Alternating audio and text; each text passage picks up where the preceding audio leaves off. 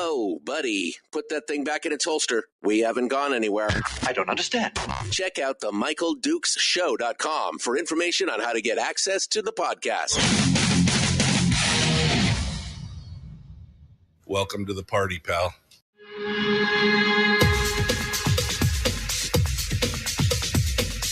The Michael Dukes Show. The greed and the entitlement is astounding to me. What more could you want from a low-budget radio program? This is a dumpster fire. That was just BS. It is time to get a new perspective.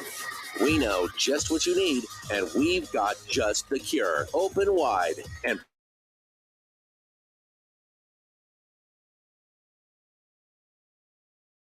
prepare for a steaming hot cup of freedom. The Michael Dukes Show, streaming live across the world. Oh, yeah, live around the world on the internet at michaeldukeshow.com, favorite radio station and or FM translator. Good morning to you. Welcome to the program. It's Thursday. Gosh, I love it so much when it's when I shouldn't be this giddy about the fact that it's a short week. Nope, I should not be this giddy, but I am. It is what it is, and we are ready to go. Good morning, and welcome to the program on this rainy day. It's so funny. I can lay in bed and know exactly what's going on. I can hear the house. My house has some old like Dish Network dishes on one side of the house, and you can hear it every morning. If it's raining, all you hear is the ping, ping, ping as water drips off the roof onto the dish, and I just wake up to that little ping knowing, oh, it's raining hard. That's what's going on. I just know what's happening. But yeah, it's Thursday. A little bit of a rainy day down here in South Central, cool and rainy. Well, I hope you enjoyed your summer. We got a nice couple days of summer there around the 4th of July, and we'll see what's happening. We'll see what's going on. But anyway, here we are, Thursday, looking for a good day today. Tomorrow is Firearms Friday. I guess I should announce right now that coming up tomorrow on the program, JD Tuchili will be joining us, and we'll be talking with him about his latest article in Reason Magazine. I know we talked to him about 3 weeks ago. Normally I spend a little, but it's such a good article on gun ownership and the changes that are being wrought in the gun community by that. And it is a fascinating discussion. And so looking forward to seeing that and talking with JD Tuchili tomorrow about that. On the big radio show. Today, a little bit of a different day. It's funny. I got a call from Chris Story yesterday, and he was like, I mean, the holiday weekend has got him all messed up because he's like, what do I got to do today? Oh, tomorrow I got to do the thing and the show. And then, oh, wait, it's Wednesday. I didn't call. He didn't realize that I was on vacation and thought for some reason that maybe I was doing the show on the 4th of July. Anyway, long story short, we had a conversation, and Chris is going to be joining us today in hour 2. And it's going to be a fun discussion because we're going to pick it up early with him right after the top of the second hour. He doesn't know all this yet, although he may be listening now. I don't know. But I'm going to have a conversation with him about being an author, what it does for him, his books, and then my interpretation of his books as a voice actor, and kind of the whole process of audiobook making and stuff. I just thought it would be an interesting conversation. And so we're going to have that in hour 2. It should be a fun, discussion. And so we're going to talk about that in hour 2 today. In hour 1, you and me and all of us together, cuckoo, cuckoo, are going to talk about some of the headlines that are going on out there. And I might have a little bit of a recap of our discussion yesterday with Ed King about his latest piece in his blog over at King Economics Group about Alaskans and the real fiscal plan. I thought it's just such a good article. It is just such a good breakdown of what we're facing. It's a realistic breakdown of what we're facing. And I thought it deserves just a little bit more airtime here as we go through, especially for those of you who may have missed yesterday's discussion. You should go back and listen to it on the podcast with Ed King, which, by the way, you can get on Spotify. If you want to go get the podcast on Spotify, you could do that, or Castbox, Stitcher, wherever you find good podcasts. But I think it deserves a little bit more exposure. So we're going to talk about that probably as well. I have also, because, hey, why not? I've opened up the phone lines, and we're going to have a conversation this morning with you, maybe potentially as well. So I guess first things first, phone lines are open, 907-433-3150, 907-433-3150. If you want to sound off, I'll just throw the lines open right now. So feel free to smile and dial, baby. Smile and dial. We want to say special thanks, by the way, to our friends over there at Satellite West. You can find them at satellitewest.com. They are a company that provides you with the technology to stay in communications wherever you are. Yes, utilizes a lot of satellites. That's why it's Satellite West. You could stay in contact via text message or email. You could surf the internet. You can make a phone call, whatever it is. That's why Satellite West is a sponsor of the program, and that's why they're known as far and wide as the solution for that kind of stuff. Okay. Anyway, I'm really looking forward to today's show and to tomorrow's show as well. Yes, with JD Tuchili coming on, because that is going to be fantastic. He'll be on an hour one tomorrow to talk about his latest article on gun ownerships and the statistics and why gun owners are increasingly reticent to comply. There's a big reason with that. It's increasingly reticent to comply. So we'll see. All right. So again, phone lines are open. I've got some headlines. We want to talk about the Ed King article. Where do we start? I guess we should start with this, simply because I didn't notice it yesterday, because obviously I was radio silent over the weekend, and I really didn't. But let's face it. I didn't even look at the news over the weekend, because who cares? Anyway, it was funny to come back yesterday, and I missed this until after the show, and then I saw a few mentions and some highlights of this. But specifically, Must Read, it caught my attention this morning with another headline, and I was like, "What?" According to the New York Post, again, we don't normally cover national stuff, but this is just kind of crazy. Several media outlets, including the New York Post and others, have reported that a white substance discovered in the White House on Sunday was indeed cocaine. The president was not at the White House at the time. He was at Camp David. But this is the kind of news that I agree with. The Suzanne Downing says, if this had been the Donald Trump in the White House, it would have been the top of every news outlet in the nation for days. But now the major news outlets have barely even I didn't see it anywhere except for on Must Read, that they discovered cocaine. On Sunday evening, the White House complex went into precautionary closure, otherwise known as lockdown, as officers from the Secret Service investigated an unknown item found in the work area. The D.C. Fire Department was called to evaluate and determine that the item was non-hazardous, although it was cocaine, which I suppose is hazardous in some way. And the word came out that it was cocaine hydrochloride, a yellow bag. Cocaine. It was found in the work area of the West Wing, although no specific location was given. It may be the first instance of cocaine having been found in the White House, or, I mean, possibly. Now, Hunter Biden, who has been at the center of a lot of controversy lately and is an admitted drug abuser, was at Camp David, although he had been, according to the release, he had been on the White House grounds on Friday before heading off to Camp David.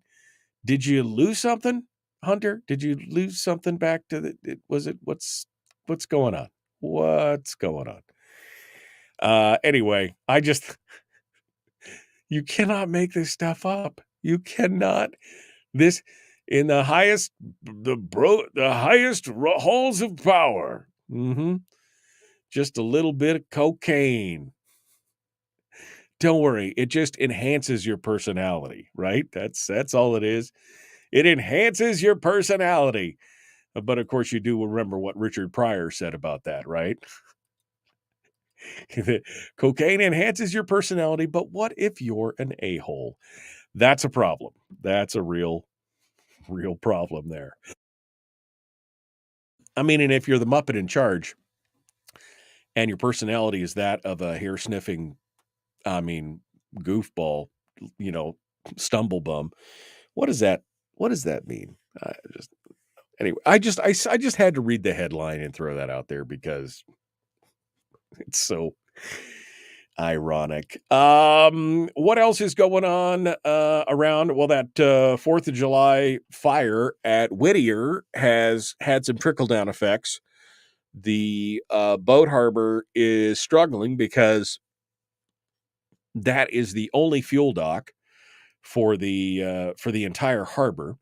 And so what they're doing right now is they've been bringing trucks down to the edge of the harbor and then running hoses all the way down the gangways and being able to fuel boats on the part of the dock that's not affected by the fire. But the biggest obstacle, of course, was the fact that the boat caught fire and sank right at the dock.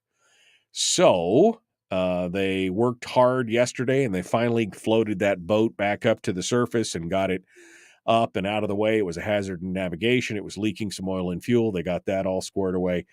And according to the harbor master there in Whittier, they are working pretty hard on getting the facility back up and running.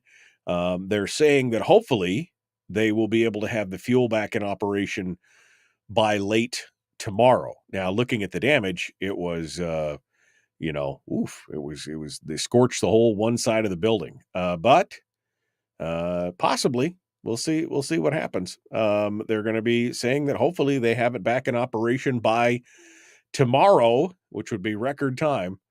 But we will we'll let you know what's going on right now. But they did get the boat off the bottom and got that out of the way. So maybe they can continue to work that through and get it going on. All right. We've got some other stories to cover, including a new study that is coming out that talks about that hiring and retaining teachers means that they need to be paid a lot more, according to a study from the University of Alaska, Anchorage, Matt Berman, who we've quoted here on the program before. So we'll dive into that a little bit. Also, there is a new lawsuit going on. Alaska and 9 other states have now notified the EPA that they intend to sue over the wood-burning stove standards about the air quality solution here in the state of Alaska, specifically in Fairbanks. We'll talk about that. New rate hikes for Chugach Electric, and the ranked choice voting thing. There's an attack there as well. So we're going to go over all that, and we'll take some phone calls, and we will talk a little bit more about Ed King stuff as well. There you go. That's it. The Michael Duke Show, common sense, liberty-based, free-thinking radio. Back with more in just a moment. Don't go anywhere. Don't forget to check us out on Facebook, facebook.com/Michael Duke Show. 2 S's in there, Dukes and Show. There's Deuce S, Dukes. Just in case you were wondering. Back with more right after this. Don't go anywhere.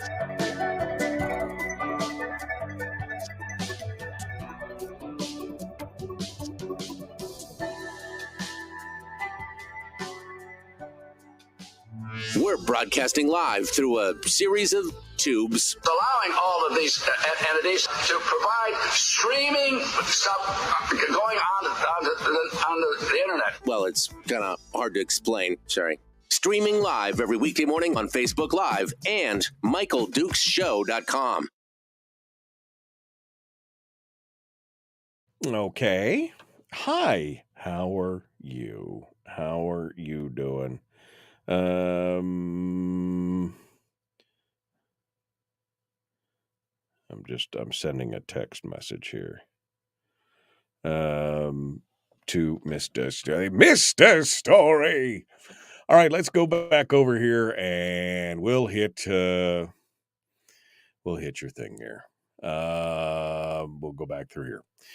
Good morning. Jerica says, hey, y'all, don't forget that there's a gun raffle happening at Wasilla High School, $20 each. Need not to be present to win.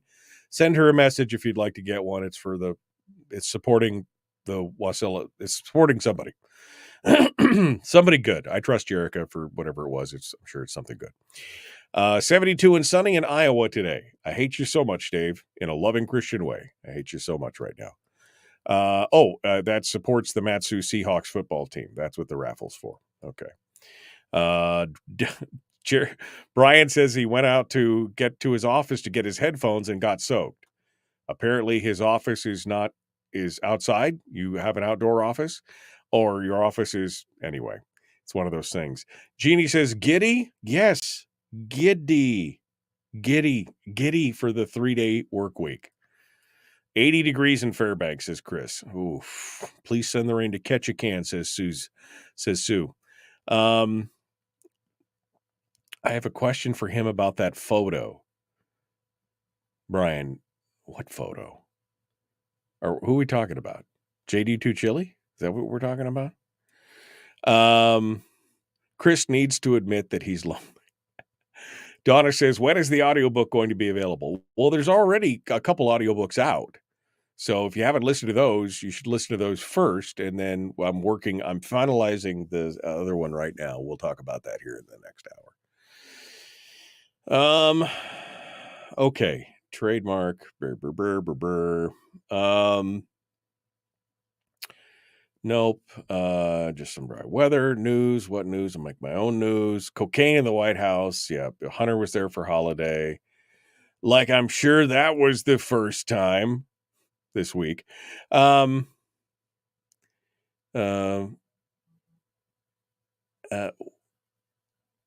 see.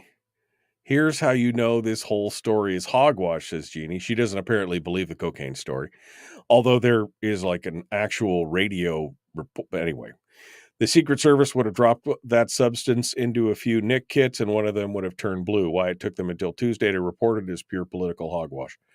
Except the story from the New York Post is, I think, from July the 3rd. So it was the next morning. Anyway, I don't know. Let's go through here. Still scrolling through the video, still throwing through the thing. The repair of the on-ramp after the earthquake has inspired others. Did you see my piece? Let's see, Michael, did you see the piece about AM radio? I don't know which piece you're referring to. If you send it to me, then I missed it. Yeah, they're planning on having the fuel dock running by tomorrow. Oh, the repair on the on-ramp has inspired others. That was like the immediate turnaround on the repair. So, yeah. We'll see what happens. I did not see the piece on AM radio, Brian. Did you send it to my email? Because maybe I just haven't. I haven't really looked at my email since later last night. So I'll double check. I'll throw the email open right now and see. I don't see it there either. Anyway, feel free to, maybe you dropped me a link and I just missed it. Feel free to point it out where I made the mistake. Hey, look at that. Barely made it through all the comments this morning. You guys are good. Good. Let's go. The Michael Duke Show, common sense, liberty-based, free-thinking radio. Like and share, like and follow. Do all this stuff, the things on YouTube and the ring the bells and all that stuff. Let's get it going on, my friends. Let's do it. Jumping back in right now.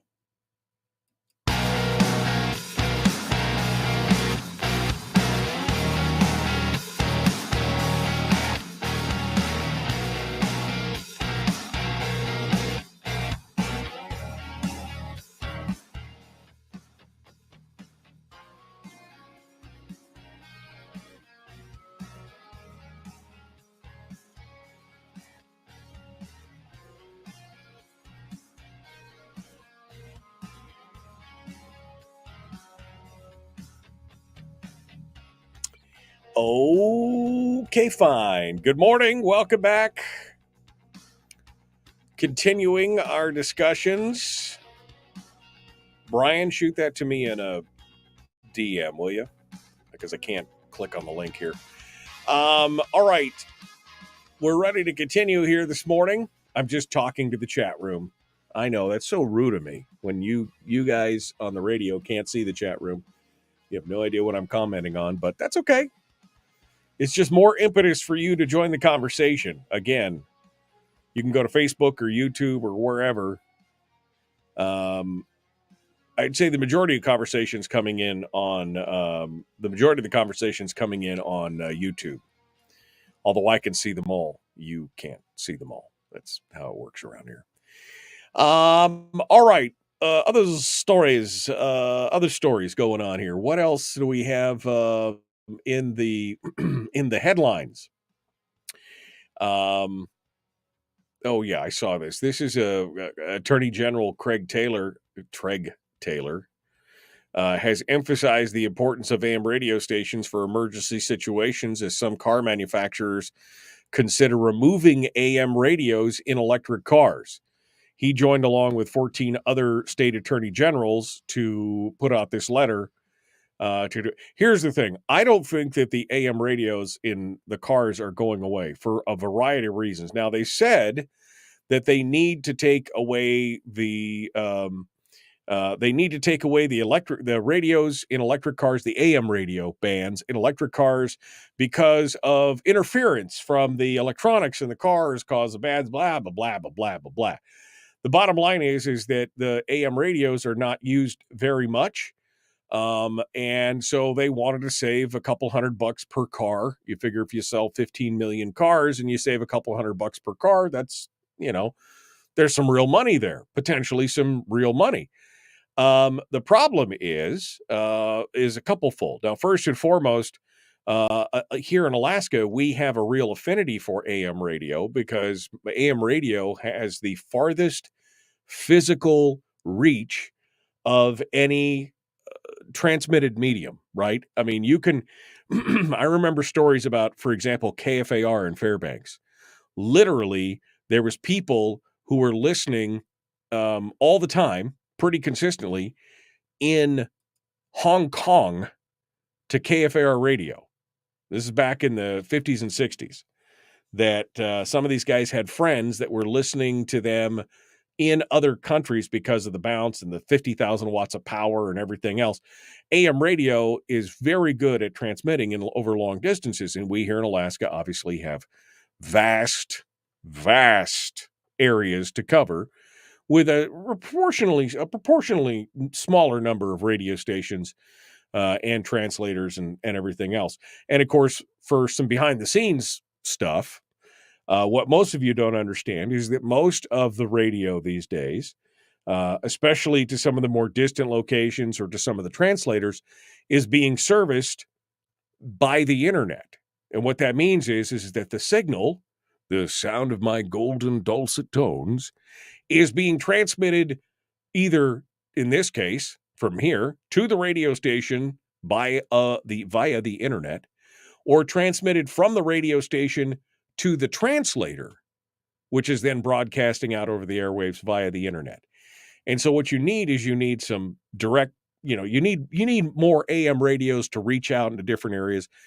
Here's the problem.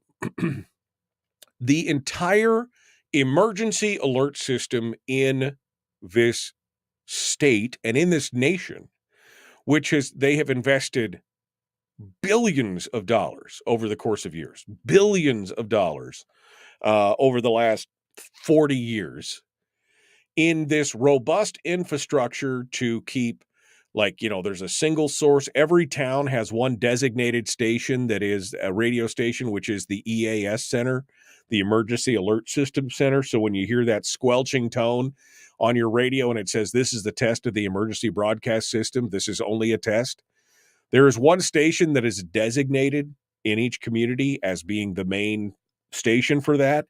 And the government will pay to have a generator put in and make sure that they stay on the air. And they've got all this infrastructure. And they've spent billions of dollars building up the EAS system.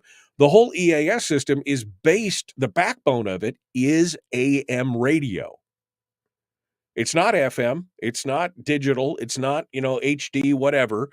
The backbone of the emergency alert system in the country is AM radio because, again, geographically, it broadcasts, you could have one station in the middle of the country with a high enough tower and high enough wattage, it could almost reach from coast to coast, right?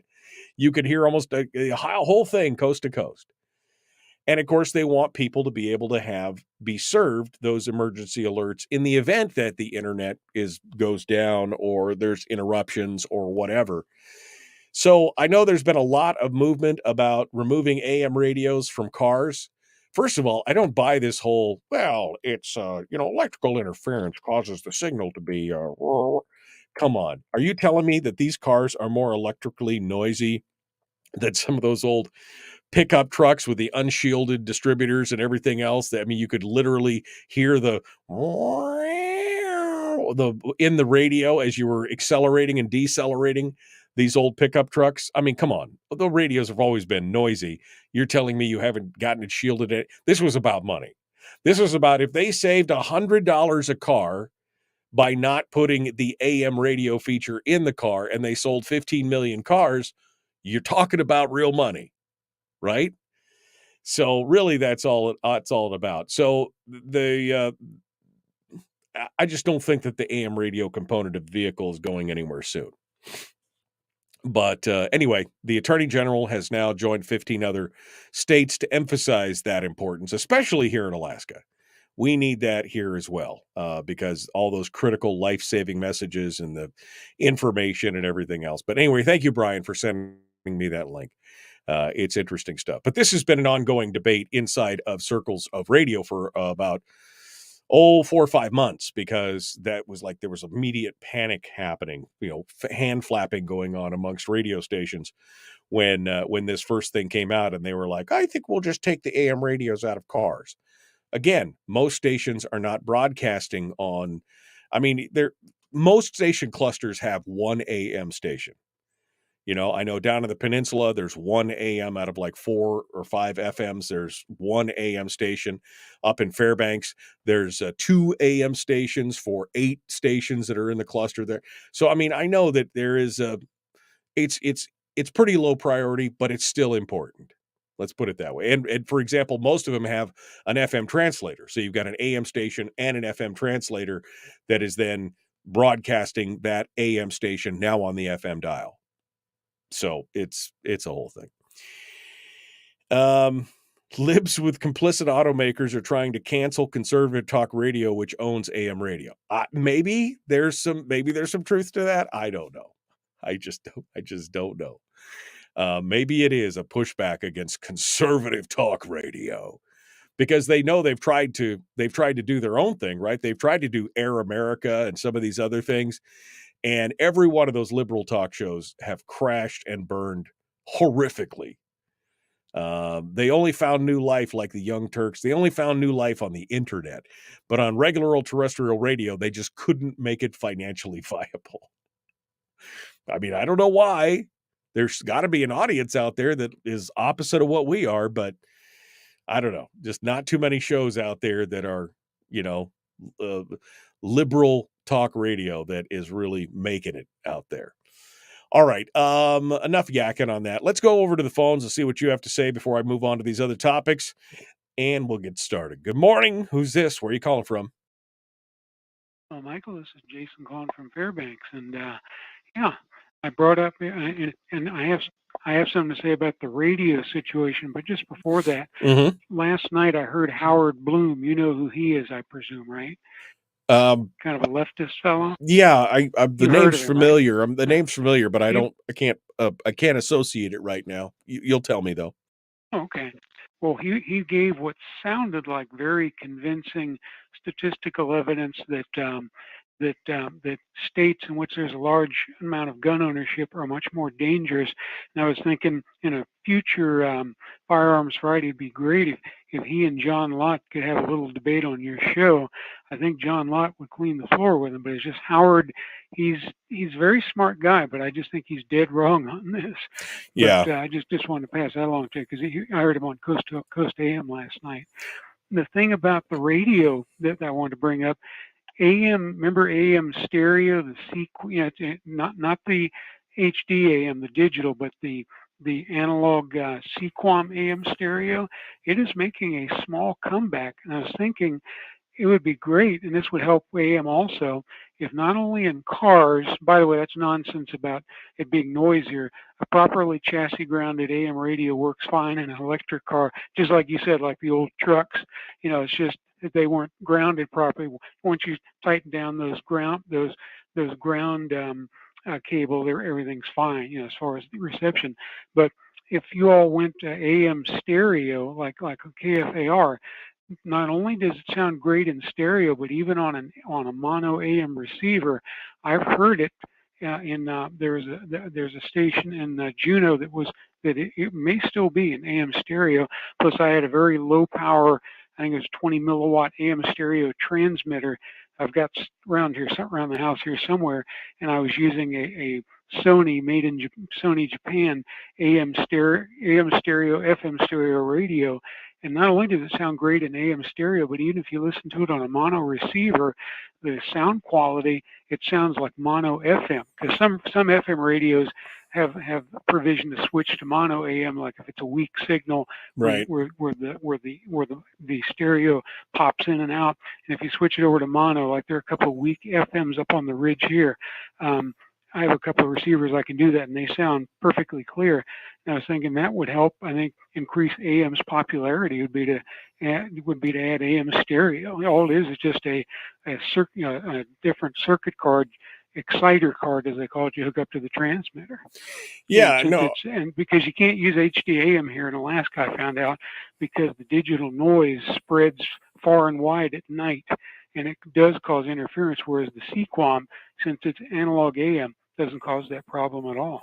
Yeah, I mean, I'll be honest with you. I think AM is there for a specific purpose these days. And there's been a I can't remember what the number was. It was almost 50% reduction in AM relicensing over the course of the last 15 years, just because the signal is, it's harder.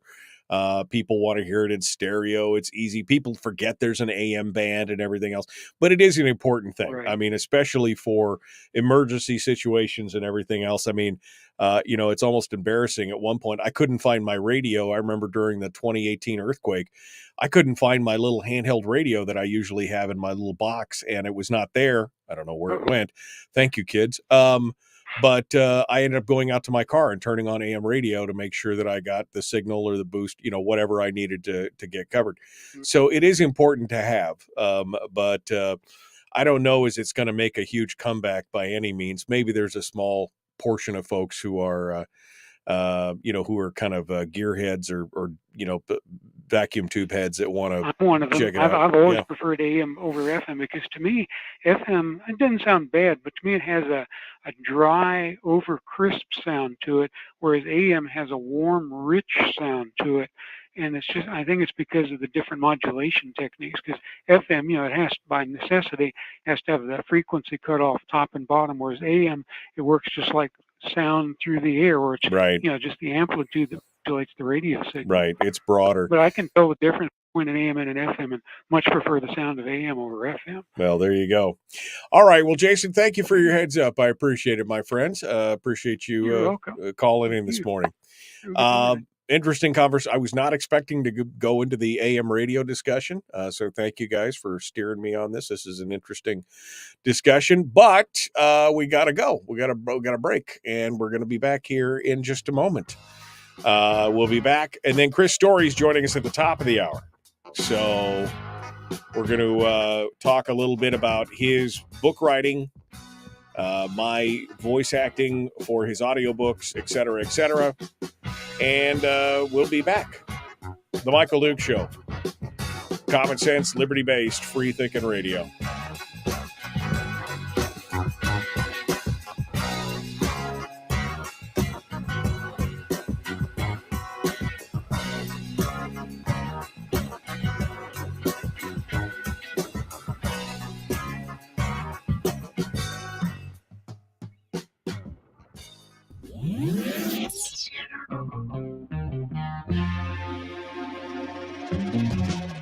Running on 100% pure beard power. Oh, also some coffee.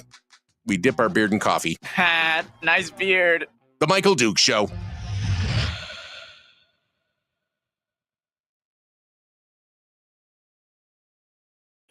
Okay. I was confused. It had Wednesday on your cover, said Denise. For like a half a second, it had Wednesday. I literally started it, looked up, realized that I had to change it from yesterday, and changed it over like a second into the broadcast. But Facebook they're only here to help you. You know, they're only here to help you. It is Thursday. So, I mean, it says Thursday now. You could see that it says Thursday now, but it is what it is. It is what it is. You can't make it. You can't make a change. All right. So it's Thursday. Hopefully it fixes that when I save the video this morning to get everything done. All right. I assume it was an attempt to decline the unwashed masses access to rabble-rousers like you and Rush Limbaugh and the like, getting cynical. We might be getting cynical. That's, Chris says the government will mandate that all vehicles will have AM radio. And quite honestly, I expect that will probably come down as an edict. I really do. Because again, the entire emergency system, the emergency broadcast system in the backbone of the whole thing is AM radio. And so I'm sure the government will come down with some kind of edict to say, you got to leave those AM radios in the cars, just so people have access to it. I mean, to me, it makes sense, but I don't know. I mean, I don't think there should be a government mandate, but because I don't believe in the mandates, but they've already invested billions of dollars in this system. It would be a shame to cut off a bunch of people from the emergency access system simply because of that. I mean, it's good. Jeannie says, I'm a talk radio junkie. Ironically, it's been years since I've been a talk radio. I used to be a talk radio junkie all the time. And then what I discovered was that I would get agitated about a lot of the stuff. And so I stopped listening as much. I will occasionally tune in, like a Glenn Beck or somebody like, it can't be, certain hosts, really trigger me. Like I get so agitated or I get just frustrated with what's going on. Even, I mean, conservative hosts. I'm not listening to Air America. I'm talking about conservative hosts that are out there. That one was bothering me. But there's certain ones. Glenn Beck is good. Mark Levin in moderation. Sean Hannity, Sebastian Gorka, Dennis Prager. I like those guys. But, again, all of it in moderation. Mike Gallagher's good. But occasionally I like listening to all of them. It would be a shame that the government would waste billions of dollars. I know, right? But again, they've been building it out for 50 years. Probably earlier than that. I mean, we're probably going back all the way to World War II. with some of the things that they put together and working. Michael Savage, I cannot listen to Michael Savage for any length of time. It's just one of those things. I don't know. It's just certain people are just make me kind of go, no, I'm tired. You're making me tired. This is like Sean Hannity. I could listen to the first 30 or 40 minutes of Sean Hannity, and then I could turn it off because I know exactly what the next 3 hours are going to be. It's going to be basically rehashing what you said in the first 30 minutes. It's, but it works. Hey, those guys are successful. Don't get me wrong. Just because it may not be my cup of tea doesn't mean that it won't be your cup of tea or that they're not doing fantastic. They're obviously doing fantastic. I mean, look at me, this low budget radio show in Alaska, broadcasting on a handful of stations, and these guys are broadcasting to hundreds or thousands of stations across the country. They're doing it. I just, no. Anyway, Dan Bongino is another one. Although, is he still doing radio, or is he just doing the Rumble thing? I don't know. But anyway, I don't spend a lot of time listening to talk radio outside of my own show. Maybe that's good. Maybe that's bad. I don't know. I would say probably the Hugh Hewitt. I've listened to him a few times. He's good. It's just one of those things where if I had to identify with one of the hosts out there more than anything else based on how I do my show and, humor and everything, I would probably say Glenn Beck. I like Glenn Beck a lot. I could listen to Glenn Beck pretty much the whole show all day long if I had time. So, just because he does a good job. I do enjoy his style and his show, and he's done well for himself, and I appreciate that. Okay. Wow. I didn't realize this was going to be a review of talk radio hosts, but that's what it turned out to be today. Ready to jump back in. One final segment. What do I want to talk about? I guess I was going to talk about the King article, but I've only got one segment. So I guess we'll talk about the EPA and Fairbanks and that kind of stuff. Here we go. The Michael Duke Show. Common sense, liberty-based, free-thinking radio. Let's do it. Let's get it going on. Make it happen. Nope. This one. Nope.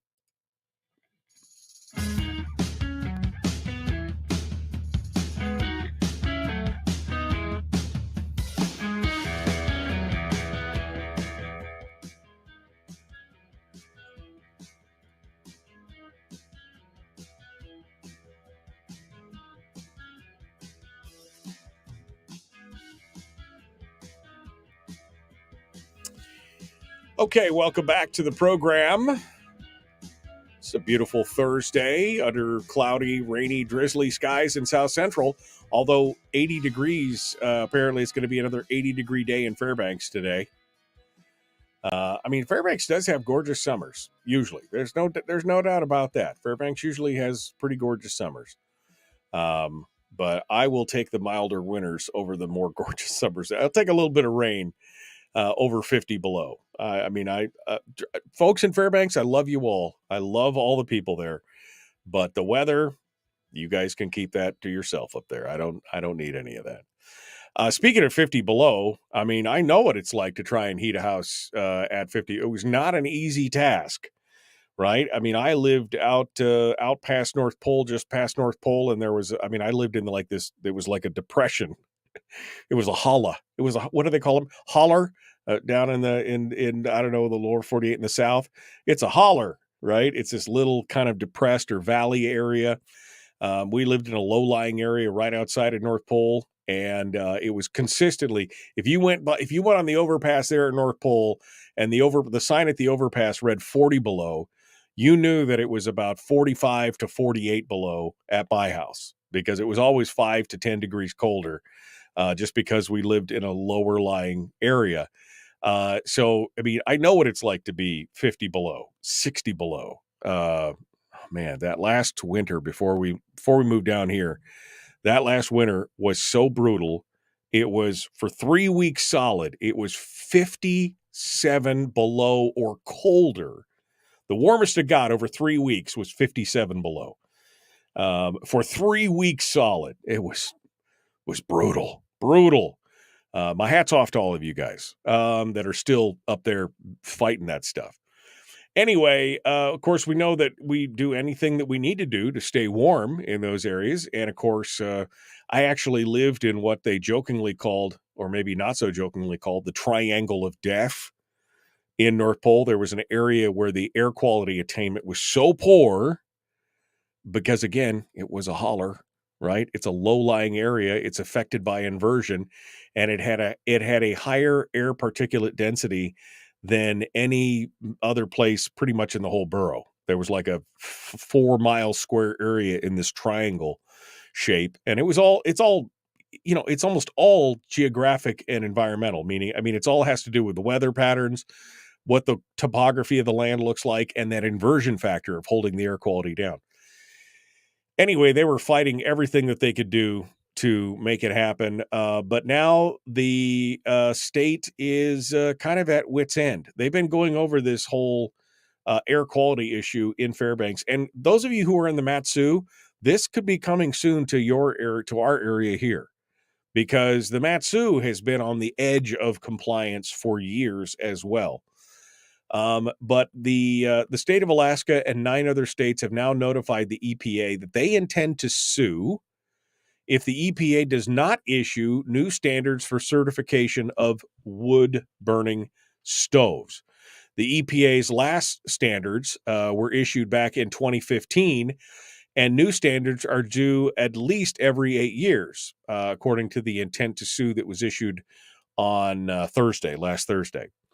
The chief problem, according to the notice, is that the EPA's 2015 standards are flawed and inadequately administered and are allowing substandard devices to be certified, thus creating more pollution and deceiving customers and consumers.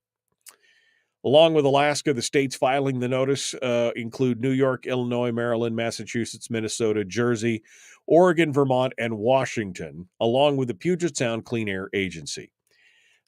For Alaska, as I just mentioned, the big issue is fine particulate pollution in the Fairbanks area, known as PM. PM 2.5 is the actual, that's the 2.5 micrograms of particulate matter per cubic yard PM 2.5. The air pollution, it could be a serious problem for some people, especially those with breathing issues. But most of it is created by the condition known as inversion, where surrounding mountains trap cold air over the city and the outlying areas, because you got these hills that kind of ring around Fairbanks and then ring kind of around North Pole. And those hills trap that cold air, and you can literally see a ceiling right above, and it's holding all those air sources down in underneath that layer of inversion.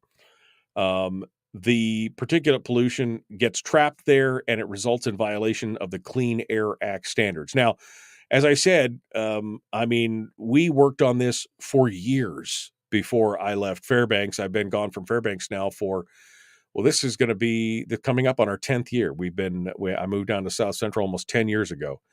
And I worked on it for probably 10, 12, 13 years before that. It was definitely an issue when I was on the Borough Assembly. It was an issue before that. Tammy Wilson and I were two of the main proponents behind, protecting the wood stoves and the petitions and everything else. But it's continued to be a problem. And despite all these improvements and the hundreds of millions of dollars that's been spent to change out wood stoves and everything else. I mean, there was a grant program the government would pay to replace your stove with a better qualified stove and all this other kind of stuff. Even despite all that, the borough is still considered to be failing and falling short of federal standards, and it's labeled a non-attainment area. The state's latest plan, called a State Improvement Plan, which is a SIP, is now under review by the EPA, with a final decision to be expected by the end of this year. But on December the 30th, the EPA did give a preliminary review of the plan. And this is what I always argued for. The PM 2.5 used to be PM 1, or it used to be PM 10 rather. And then it was PM 3.5, and then it was like it was always a moving target. right? Oh, and it was no too much. We were never going to be in compliance, is my feeling.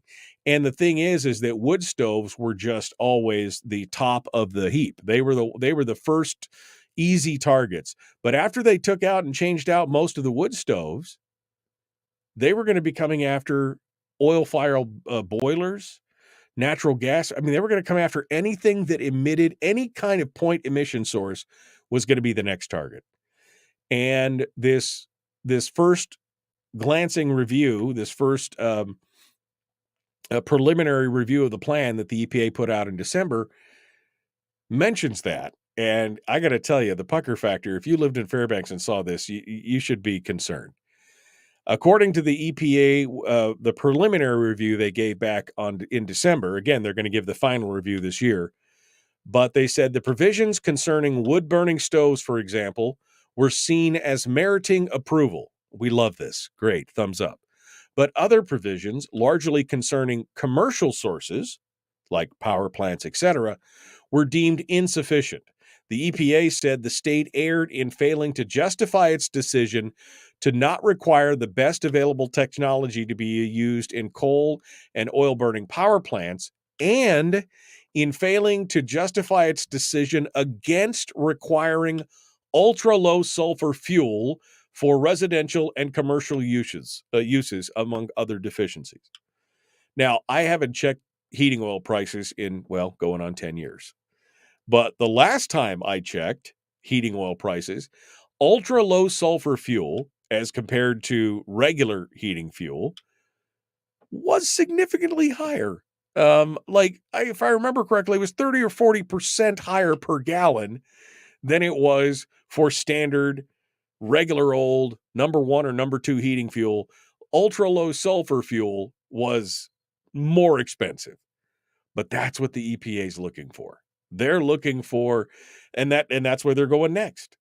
Glenn Miller, who was the head of the air quality division of the borough for many years before he retired, said this exact same thing. He said, when you take out the point sources of the stoves, what's going to happen is the next thing that they're going to look at, because there's not enough stoves to change this, is going to be the furnaces and the boilers and things like that.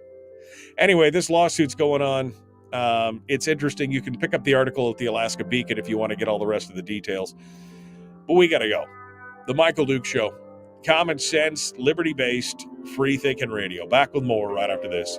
And Chris Story.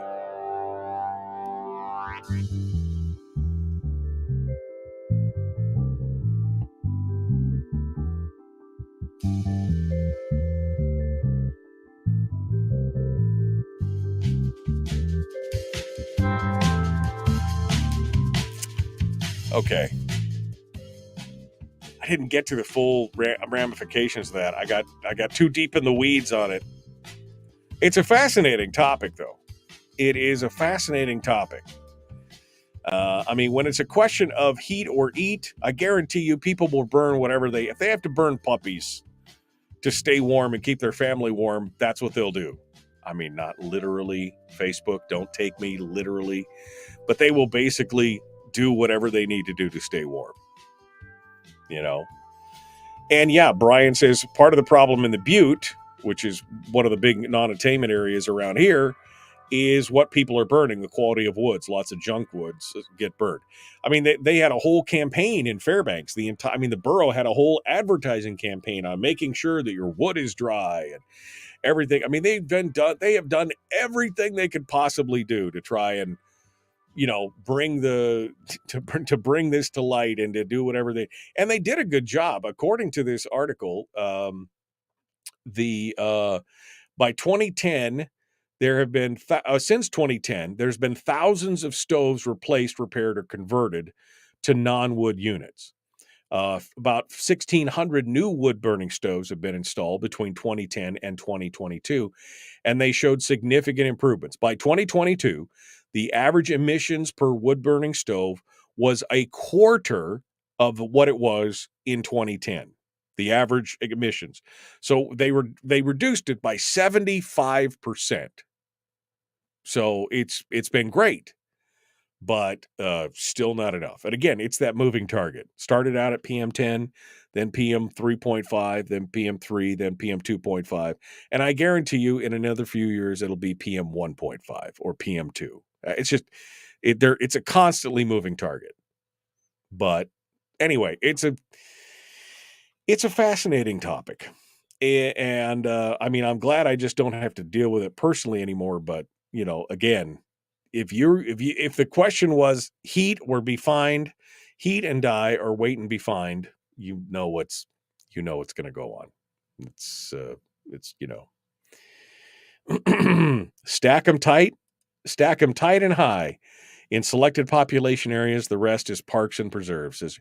That was actually one of the arguments. Well, what we need to do is just move everybody into town and put them in these vertical high rises, and that way we'll reduce the air quality because nobody will be burning wood out. I'm sorry. Do you live in Soviet Russia? I mean, where you will be told where to live and what to do and everything else? All those central planners make me sick. All right. Let's see. Let me get where are we at here? We got Chris Story. He's about to join us. We're going to be going on. Let me go through here. What better way to force people out of the areas of the state with the highest cost of living so they can reduce the number of people on public assistance? Everything they do is to decrease the private economy and reduce how much they have to spend on Alaskans. Maybe. I suggested to an assembly member that the borough makes more areas for fire cutting available. He flat ignored me and went off to talk with one of his sycophants. I mean, that's the thing. And they actually did that in Fairbanks. They made more wood cutting areas available. They made sure it was dry, more dry. They had borough employees going out and helping people check the moisture. And I mean, they were legitimately trying to do what they could do. I mean, we could make an argument as to whether or not that was government's job, which I did make that argument several times. But the bottom line is that, I mean, I had a moisture meter that cost $25. I would stick the logs with the moisture meter to see what was the driest and what I had stacked and ready to go. I was burning wood and coal. I'm double evil. I was burning wood and coal. So, but yeah, I mean, I still wanted it to be as efficient as possible. I didn't want to waste anything. Anyway, let's get a hold of Chris Story here and see if we can get this thing going on. Hey, look at that. Worked first time. I think I got the secret. I told you never to call me here. I know, really. I just, never to call you on this phone at this time, at this exact day. Good morning, sir. How are you? Fantastic. It's 3 syllables. That's how good I am this morning. Fantastic. That's good. I mean, it's hey, what more could you ask for? You ready to dive into this morning? Whatever this is, absolutely. Well, that's the thing. I kind of, I'm kind of sneak attacking you a little bit because, I decided. I said, well, you and I talked yesterday, and I said, well, would you want to come on tomorrow? And you said, well, sure, that'd be great, because you were worried that you had missed. Mm-hmm. You'd worried that you had missed the weekly opportunity, and you were worried that I was upset or whatever. But angry. You I thought don't care if you're upset. Your anger is what I fear. Yeah, my anger is legendary. But I thought, you know what? You and I have had conversations about maybe we should talk about, being an author and being a book narrator, and maybe we could bring those two things together. And I thought, well, why not just throw it together and have fun this morning? So it sounds like chocolate and peanut butter. It is. Oh, so good. So good in your mouth. All right. So let's jump in that direction. Did you just throw up a little? All right. We're going to just throw up just a little bit.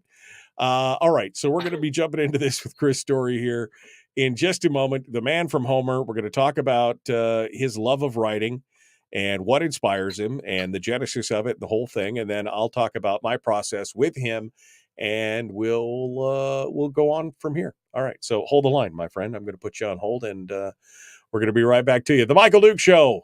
Common sense, liberty-based, free thinking radio. Like and share. All right, like and share. It's Story Hour. It's the story of story. Yes, you're right. Here we go.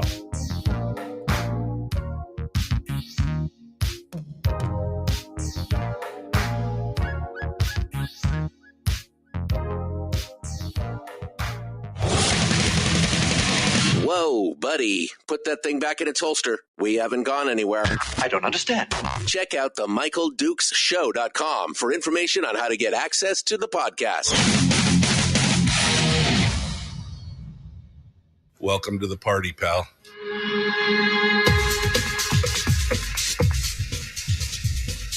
The Michael Dukes Show. The greed and the entitlement is astounding to me. What more could you want from a low-budget radio program?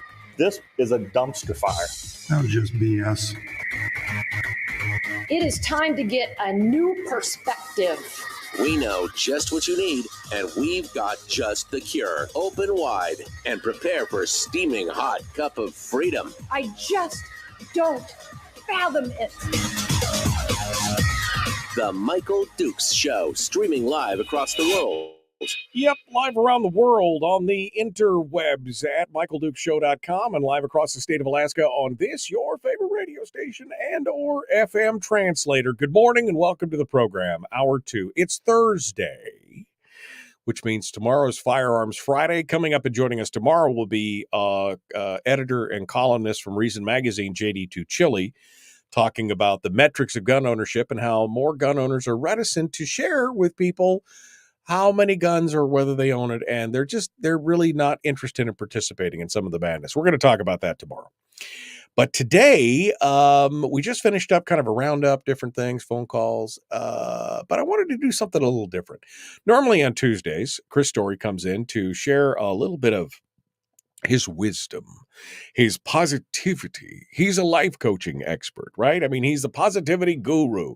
He's not only a potter, he's not only a realtor, he's not only a radio show host, he also sidelines as a PMA guru. And we love to bring him on every week to talk about, life and choices and goal setting and all this kind of stuff.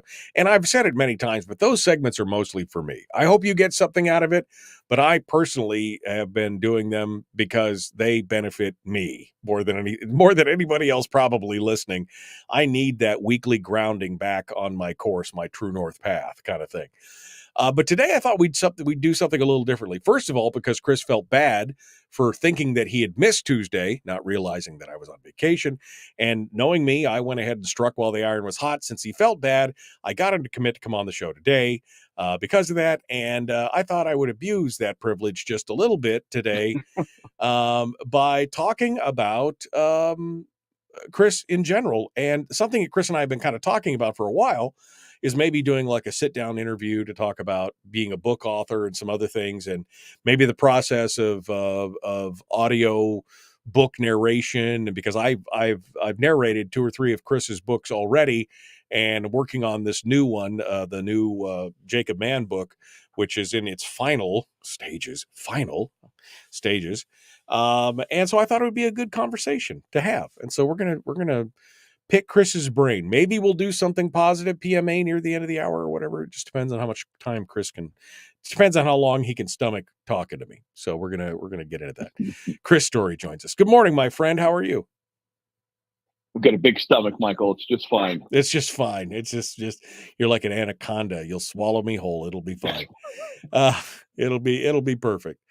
All right. So let's talk a little bit about your writing. I mean, you, like I just said, look, you're not to put too fine a point on it, but you're a bit of a Renaissance man. I mean, you've been an entrepreneur.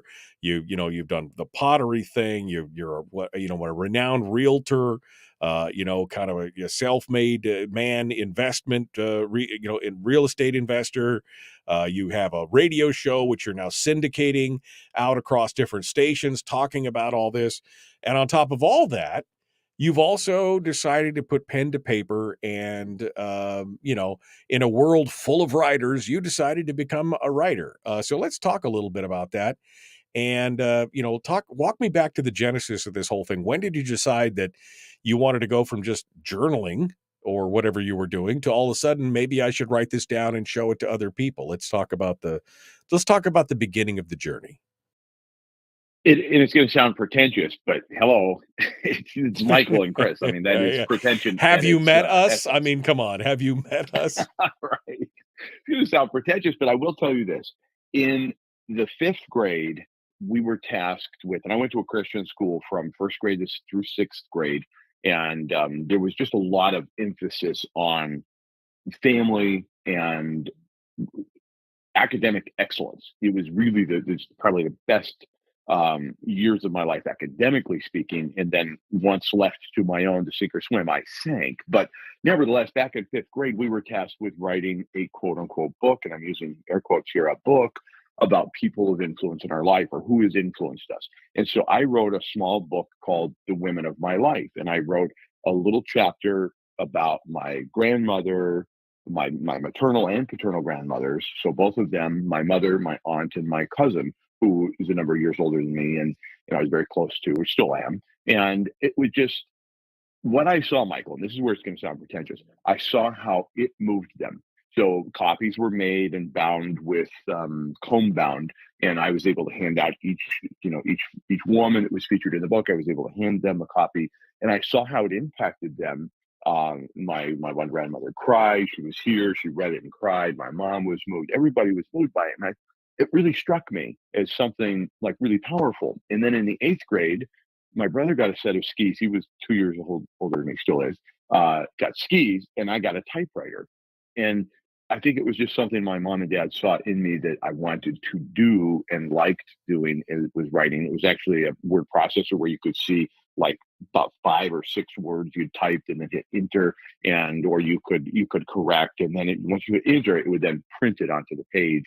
And I loved it. Absolutely loved it. So going forward in time, it's just something I always wanted to do. And I just struggled and struggled to actually put a story together that I felt would be publishable. I sent a lot of outlines to publishers unsolicited, to editors unsolicited, and to agents unsolicited, all rejected very politely, if even acknowledged, very politely rejected. And then it just hit me one day while I was, is this too uncomfortable to say, Michael? I was in the shower, and this story came to me. I'd been out in the hinterlands on a 4-wheeler. It was a cold day. Anyway, and this story just hit me full blown. And I said, I got to write this story. I don't care whatever happens to it. And I let go of the outcome. I said, I don't care whatever happens. This story that arrived almost fully formed, I said, I got to write this. And I sat down and I typed it out in just a matter of, I say 2 weeks, but the truth of it is it was probably just about 3 or 4 sessions of typing, and sent it to an editor who I hired. And she loved the story, edited it very well. Tiffany loved the story, and I self-published it. And self-publishing is no longer something that's looked down upon or sort of the effort of last resort for the unpublishable. It's really a very worthy and it's an accepted practice these days. And that book was called Born to Live, and it's a short book. Some people call it a pamphlet. It's really short. You could read it in a half hour, 45 minutes. But that was my first effort to say to the world, here, I don't know if you'll like this or not, but I got to tell you this story and put it in writing. Right. Well, it's always hard, especially if you're a storyteller, if you're moved by the written word. I mean, I have always been, I've been an avid reader since I was um, a young kid, like in grade school. I started reading books and novels and things like that. I still remember to this day my mother telling me, "I'm not buying you another book, so don't read these so fast," kind of thing, because I was burning through them, just repeatedly, because I just found I found great solace in storytelling, and I found great. A lot ideas and concepts, and it was fascinating to me.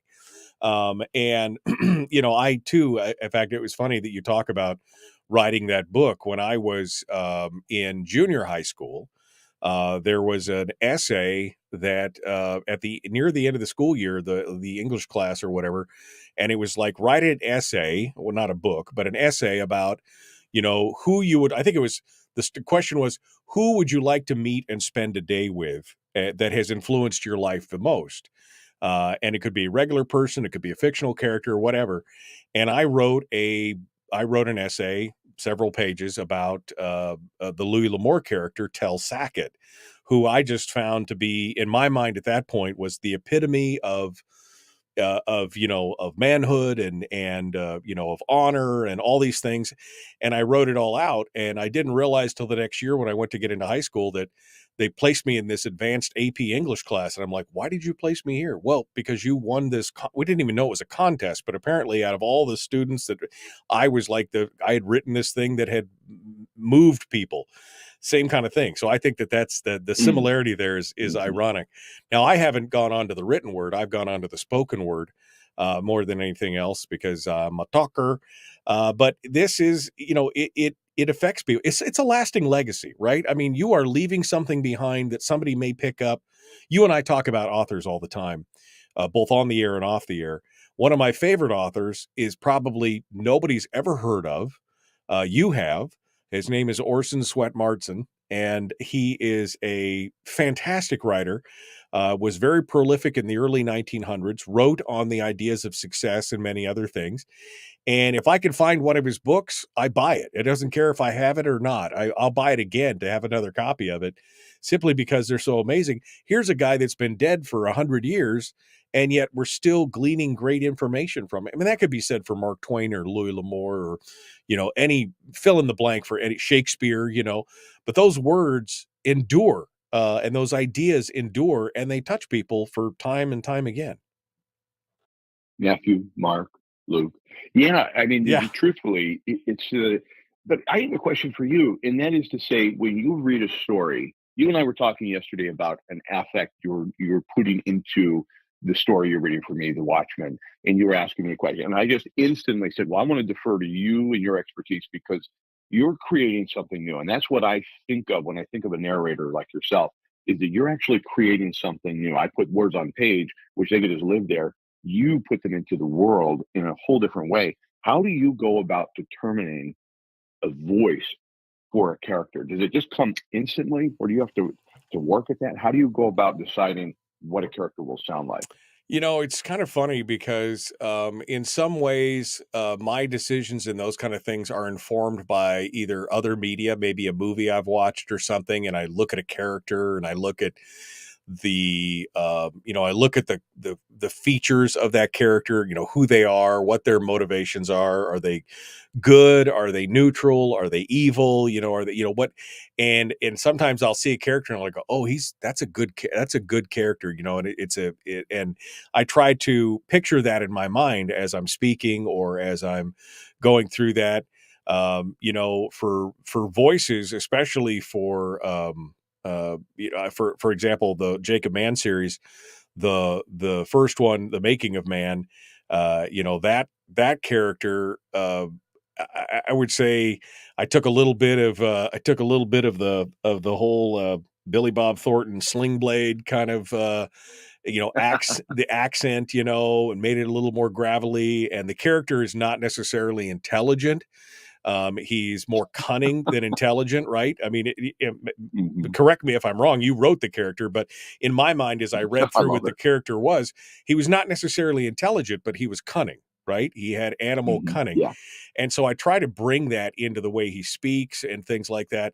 But in my mind, as I read these characters, it kind of, it kind of fleshes out to me as I read the character and read the description. You once asked me, well, do you just pick up a book and just start recording it, or do you have to read it first? And I'm like, you got to read it first, because you got to know all the ins and outs of what the character does to the end of the story before you start recording the whole story. Nothing is worse. One time I did do a book because I was in a hurry. I'll admit it. I was in a hurry, and I kind of skimmed the book before I got into it. I didn't read it word for word. And I got about a third of the way into the book or halfway into the book, and there was this one supporting character that I had been doing a certain standard voice for. And the author at one point, about halfway through the book, mentions that the character has like a slight New York accent. And I think I'd been doing like a slight Southern accent or something, And so this whole time I've been doing this character in like this, very slight, kind of Southern drawl kind of thing.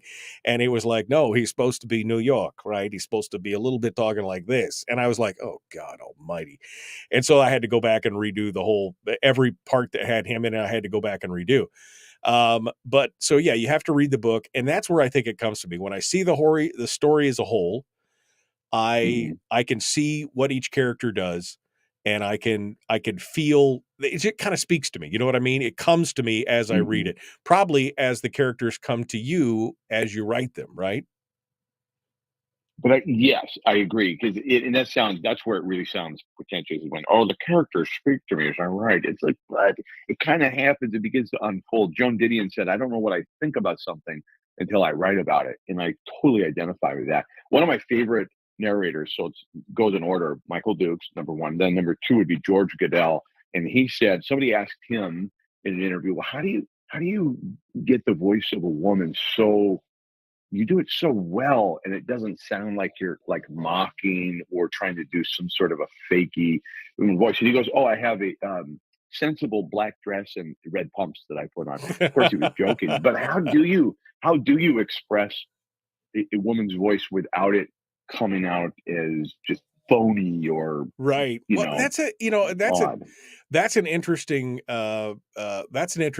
discussion, which we're going to pick up here on the other side. We're going to take a break when we come back, but I don't want to focus as much on me as I do on what you're writing. But it's a fascinating discussion because I've actually gone through some of the training and some of my mentors discussing this, and there's a whole science behind that, which we can get into here in just a moment. Chris Story is our guest. We're talking about his writing, his books, fiction and nonfiction. Well, they're all fictional, but help or self-help or straight fiction. We'll talk about that when we return. The Michael Duke Show, common sense, liberty-based, free-thinking radio. Back with more right after this.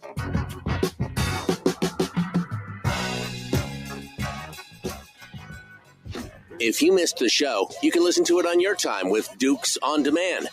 Oh, and it's free. Like America used to be.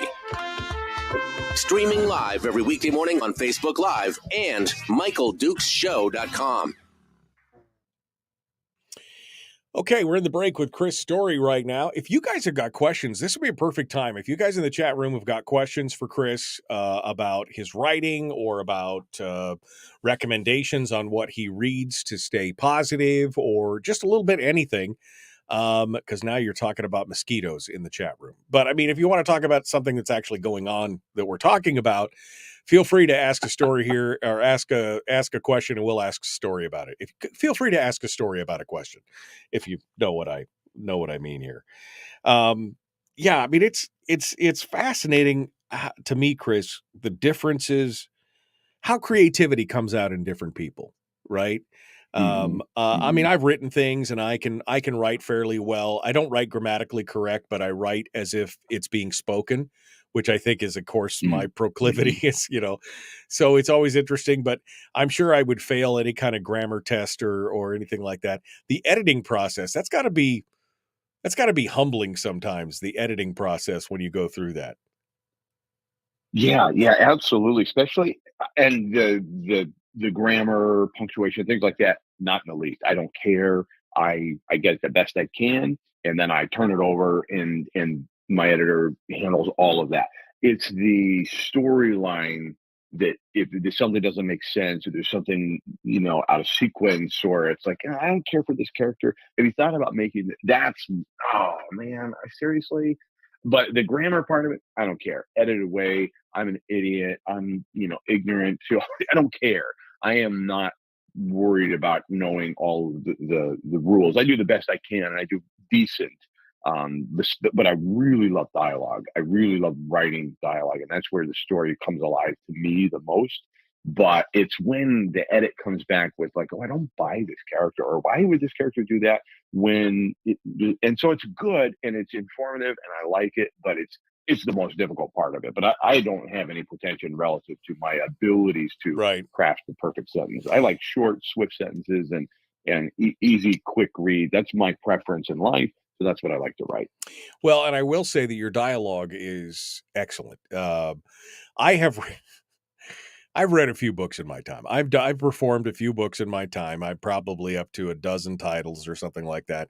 And a couple of the early ones were, well, let's just say it was a slog because the dialogue was not good. The stories weren't great to begin with, but the dialogue was some of the most. There's nothing worse for a narrator, a performer, a voice actor to be handed dialogue that really is stilted and makes, and in some cases, just makes no sense at all. I mean, you're just like, this, but you got to read it. It's not like I can interpret it and put it in my own words. I mean, you've given you personally had given me a little literary freedom that if I see something, if I have a contraction or something that I need, you gave me the nod to that. Some some book authors, especially when you're doing an audiobook, you read it page for page, word for word, comma for comma. You don't, they want it to be exactly how they wrote it down. The problem is if it's dog crap, it's still dog crap on the other end because you can't make it sound any more interesting. So you have done a great job of writing that dialogue, and it really is a pleasure to perform well-written dialogue. And I'm with you.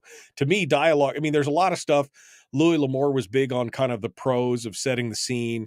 I mean, James Michener, that guy never wrote a paragraph where 3 pages will do, right? I mean, he'd do 3 pages of exposition, right, 3 pages of exposition before he actually got to the dialogue. But I mean, there is a point to where the dialogue has to be good because that's what eventually moves the story onward, right? Yeah. Yeah. That's what I love to read. Absolutely myself. You know, what's funny is that people, you sent me a sample of The Watchmen, and I've been sending it out to people just sort of as a tease. Hey, coming soon. Go grab the paperback now, but wait till this comes out. You're going to love it. Oh, gotta go. I hear the bell. Okay, you could pick that up. You could pick that up on the other side. We're 20 seconds out here. All right. The Michael Duke Show, common sense, liberty-based, free-thinking radio. I know it's not politics. I've seen some people drop off the stream. I know it's not politics, but I don't care. I hope you guys enjoy this conversation.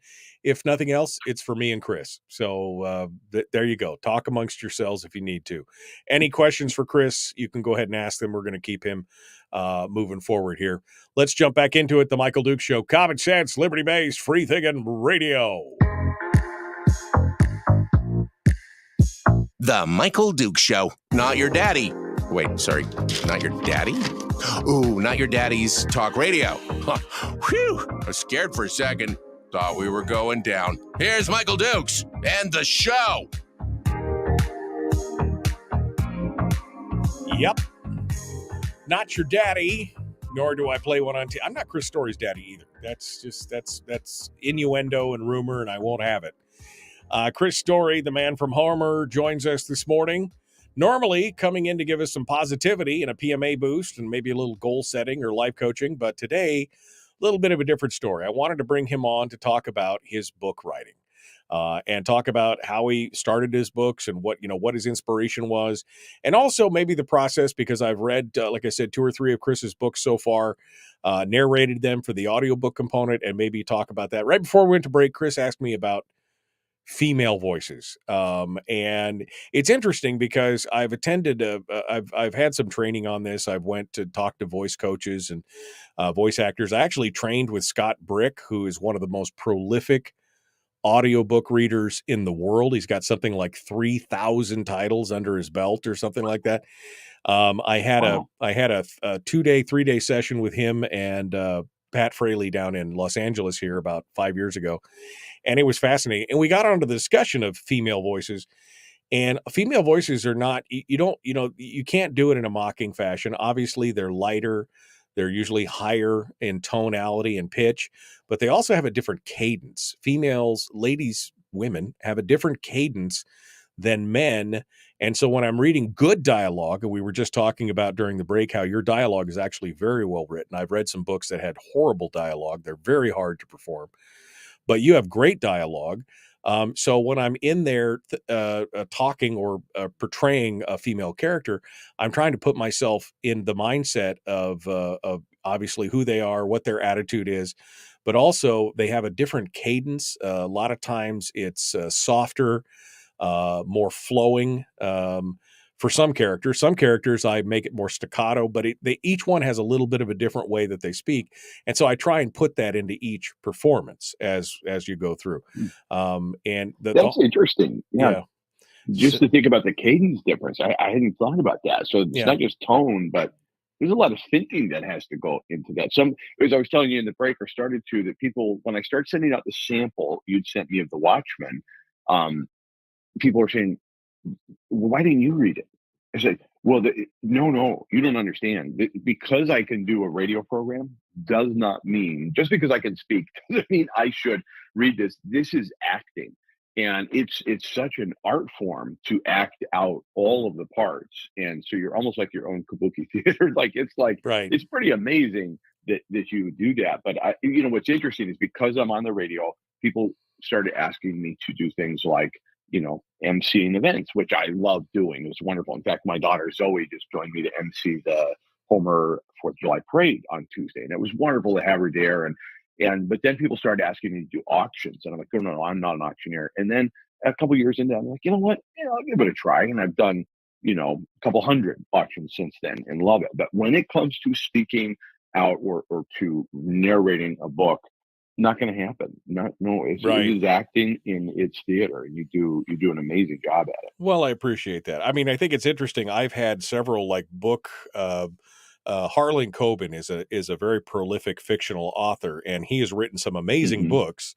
And I remember I was severely disappointed in him because he had this one series, Myron Bolitar was the series, and it was read by a guy named Jonathan Melrose, who was he's a fantastic audiobook narrator.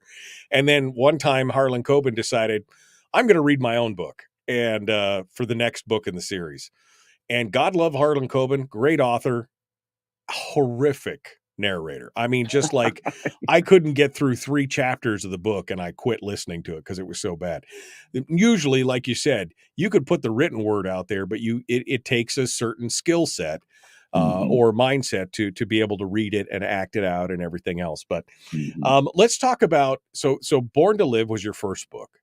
And again, a bit of a self-help, kind of goal set. I mean, it kind of synopsizes some of the things that we talk about every Tuesday in getting your life right, in basically inspiring people to know that you were born on purpose and with a purpose, right? That's kind of the whole point of that, Born to Live. And it's a great book.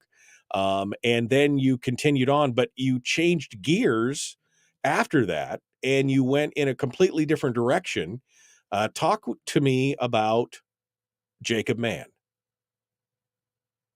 Jacob, I'll tell you, the moment Jacob Mann was born, I was watching an episode of Modern Family.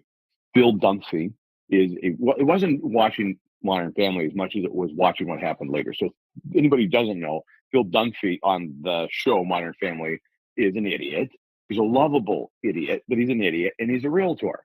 And so they make constant fun of realtors, and Phil is sort of the exemplar of this hapless dupe of a schmuck. He's just a schmuck. And it occurred to me then, when my association, the National Association of Realtors, went so far as to actually hire him to become a spokesperson, the actor who plays Phil Dunphy, they hired him to become a spokesperson for the National Association of Realtors. And I'm like, this is how we're portrayed. You could watch any episode of Murder, She Wrote. If a realtor's involved or an agent of any kind, they're going to be the crook, going to cast a shadow across them. Right. You watch some of the Lifetime movies that take place in a little town somewhere. It's the agent that is either the criminal, the crook, or the person who doesn't really care. They just want the money. And it's so antithetical to what I actually know, of having been a realtor for 21 years and been exposed to realtors all my life, because my grandparents had a subdivision. They worked with realtors when I was little. My dad had a construction company. He worked with realtors all the way through, always entrusted his homes with a realtor. And I just knew different, and that we are constantly in for the benefit. I mean, by and large, there's always going to be an outlier. There's always going to be somebody who, they did bad, or they're just out for the money, or whatever it is. But we, by and large, are there for everybody, right? And we are there to do good, and we always put our service above money and believe that then the money will follow. That's just how it goes. That we provide more in use value than we take in cash value. And I said, that's it. I'm going to write a James Bond-like character, a hero character that is a realtor. And what could be more manly than a guy called Jacob Mann? And so I that's it. I'm going to write it. And I wrote this story, which became The Making of Man. And it's just kind of the character has grown in my mind from there. I've already got probably another dozen outlined. And then you are reading currently the book, which is now available, called The Watchmen, which is the next in the series. And then I'm writing another one called Jacob Mann's Search for Meaning. Yes, it's going to be a bit of a play on Viktor Frankl's book, which is putting Jacob in a place where he's got to find out what is really important in life. But one time, Michael, I was doing a podcast with the Alaska Association of Realtors, did that for a number of years. And it was just an internal program just for realtors around the state. And I did an episode called Realtors Believe It or Not. And I got stories from all over Alaska, from down in Juneau to Fairbanks to the peninsula and Kodiak Island and Seward, and amazing, harrowing stories of realtors that were either in harm's way or just had these unbelievable things happen.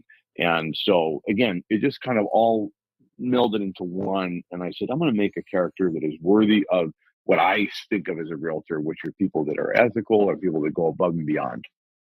I think it's interesting because the Making of Man, I think, could be considered like a teaser prequel to the Watchmen and the other stories that are coming, because it's fairly short. It's under 2 hours. But it really gives you some insight into this character. What I love about the character is that you have written him with some flaws. Jacob Mann is a little selfish at times. He's a little self-centered, but he's human. And in above all else, you see kind of that humanity come through. He's brave in his own way, and I really enjoyed the character, and I enjoy you write evil pretty good. The evil stuff, you write that stuff pretty good as well. What kind of dark cave are you living in to bring and dredge up some of the bad stuff that you write about? That's funny. I have a vivid imagination relative to what can go wrong. Or, I used to be incredibly afraid of flying, and it wasn't dying. I didn't fear death. I still don't. It was the visualization of seeing everyone I care about on board with their hair on fire as we were plummeting to death. It's just these horrible visualizations that can become incredibly powerful if you let them take over your life. And so rather than that, I put pen to paper and let them live out on the page. But that's always the most exciting part to me, is to write something that I would hate to see happen in real life, but it can be so vividly alive in my mind. I'm like, well, I bet I should just get it out of my mind and share it with you. Right. Absolutely. So anyway, Making of Man is it's available on Audible, or you have it up on your website, or is available on Audible? Yeah. Yep, they're all available at ilovehomeralaska.com. Okay, so good stuff there. So you moved on from that one back into your kind of self-help mode. And the best kind of self-help books I find, like, for example, I love Og Mandino. Og Mandino is a great writer, always with a great it's a parable, right? Essentially, it's a parable about what you can do in life, and it's a learning experience. So you moved on to The Backyard Millionaire. This one hits a little bit closer to home, because you are modeling this after real people in your life and everything else. Tell me about writing that. Give me a quick tease, and then we're going to come back. But give me a quick tease on writing that. That essentially is my story. And you're right. The hero in that is an amalgam of a lot of people that I've met, and starting with my dad and other people that have influenced me through the years, Chuck Hoff and a real guy named Oscar, and more. And that's just my story. And I graduated from high school, and the mind tricks that played on me until I realized, wait a minute, I have a path and a purpose, and this is it. And I found my purpose in real estate. It's a great story. We'll talk a little bit more about that, and then maybe we'll play a little bit of a sample of The Watchmen, just so folks can hear that as well. And then we'll finish up with the discussion on The Watchmen here when we return. The Michael Duke Show continues. It is your home for common sense, liberty-based, free-thinking radio. Chris Story is our guest.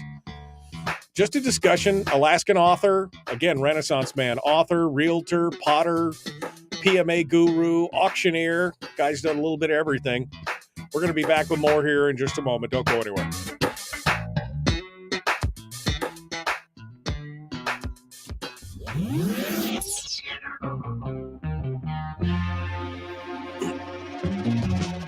Running on 100% pure beard power. Oh, also some coffee. We dip our beard in coffee. Nice beard. The Michael Duke Show.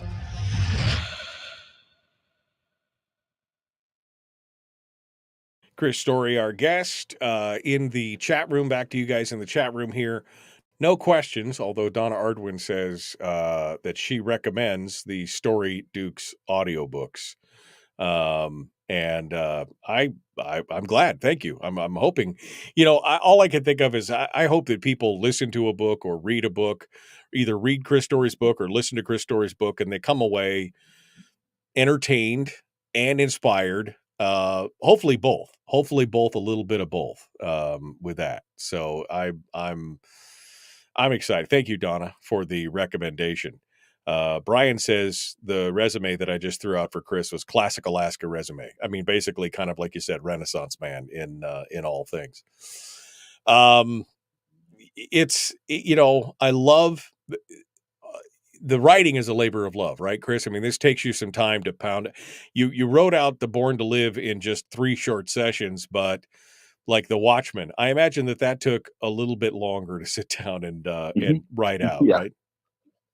Yeah.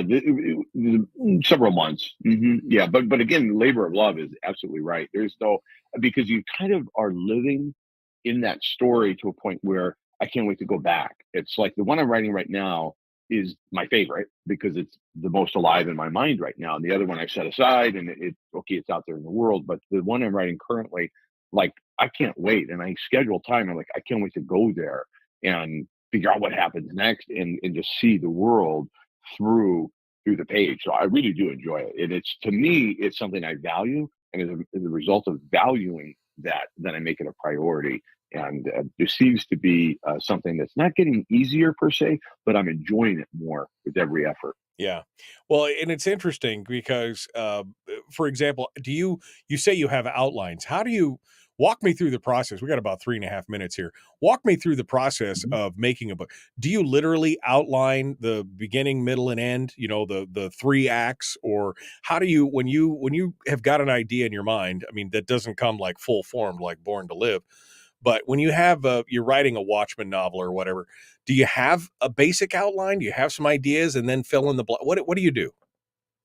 So it's just a premise. For example, when I say an outline, I have the title means a lot to me, and there's a premise and there's a character. For example, I was at a gas station in Anchorage, and I saw a creep in a van, and I mean, we're talking severe creep. This wasn't just like, oh, you're being stereotypical, Chris. No, this was a creep. The look he gave me, I thought, okay, I'm about to be taken. And I don't have that set of skills to rescue myself. I'm about to be taken. And it was just this unnerving look from this creep sitting in a van, just staring across the pump from, and I feel like, I'm like, what is happening? And I started thinking about what's in the van. What if there was actually body parts in a box with dry ice, and he's fueling up, and he's going to be taking these parts to Ninilchik. And when he gets to Ninilchik, he offloads them. They're marked bait. He offloads them onto a charter boat. The charter boat then goes out, say, 22 miles into the inlet and dumps these body parts, which are coming from a mafia family in Chicago. But what better way to dispense with body parts than send them up as frozen bait and have this creep then go disseminate? And it's like, oh, that's a story I wrote down about a paragraph, and that's coming next after I do the one I'm currently doing. So, and that's called Man Overboard. Right. So you take an idea, and then you kind of build a story around the idea or a premise. Yes. Then. Okay. Yeah. And that guy still lives in my mind. I can see his eyes. I could see his van. He's alive in my mind. And when I sit down to write that story, he'll be just as creepy and just as alive. So you take a lot of inspiration from people and the environment and people watching around you then.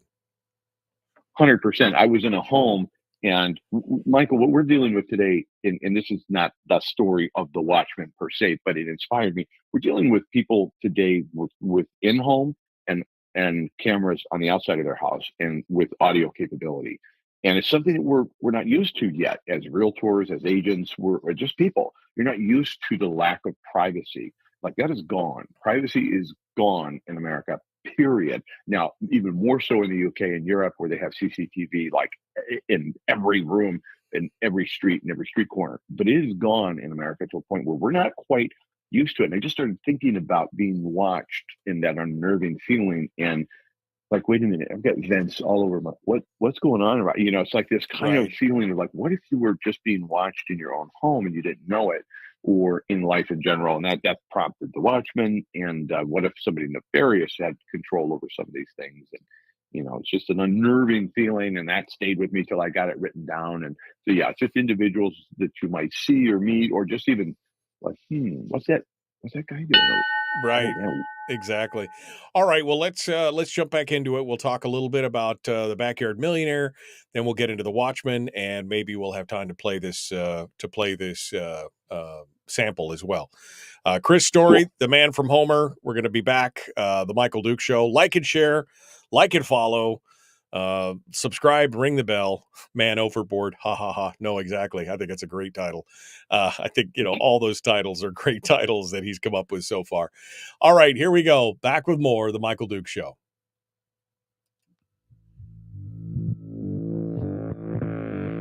Public enema number one. Oh wait, sorry. Public enemy number one, which makes more sense. On the other hand, he's a little bit of a pain in the Michael Duke Show. I don't know what you're talking about. I am pure as the driven snow. I'm a choir boy. I don't hurt anybody. All right. Welcome back to the Michael Duke Show. Chris Story is our guest. We're talking to him today not as our positivity guru, which is normally his role here on the program, but today as an author. And we've gone through a couple of the books that he's written and talking about. We just now picked it up on The Backyard Millionaire, which is kind of his flagship work for self-help. It mixes two of the things that he's super passionate about, which of course is positivity and betterment. And the second thing is real estate, which has been his calling. And he was talking about this book being close to home. It's basically, you said, your life story laid out. Hit me with it. I was happy enough. I was content. I figured, okay, I'm going to do something with my life. I'm not sure what. I don't have a high school diploma, and that really bothered me. Shouldn't have. Had a GED, had equivalency, but it really bothered me, Michael, and I cannot tell you why. And one day I met a guy, and his name was Chuck Huff. He was here visiting his son, Mike Huff, who's an attorney and owns a title company, and great guy. And I knew his Mike's kids, hence Chuck's grandkids. And so he got to talking to me one day in the drugstore. I was working in the hardware store. And he said, "What do you want to do? And are you going to go to college?" I said, "No." And I was, 19 years old. And I said, "No, but I'm interested in real estate." He goes, "Really?" And I said, "Yeah." And I just had I don't know why. I don't even know why I said that, but I did have an interest in it. The next day he brings me a book and he said, "Chris," and he didn't need to do this, Michael. He didn't need to take any interest in me whatsoever. His grandkids are off at college, and he had no need to take any interest in me. But he said, "Chris, if you read this book and you really read it from cover to cover, it will be equivalent to a 4-year college degree in real estate." And I took him at his word. And the book was called The Buy and Hold Real Estate Strategy. And it changed my life. I read it cover to cover. I still have that copy. I have numerous more copies, and I've given away a ton of them. But it meant so much to me, and I took it so literally what he said. He put his hand on my shoulder when he said this, and it burned in my mind. This is a college degree. And I felt like I had equivalent to it. And I walked taller. I walked more confidently, and I talked confidently. I took over, my wife and I took over managing an apartment building. We did that for 7 years and learned contracts and learned maintenance and learned relationships and learned about finance. And then we launched our own investment strategy from there.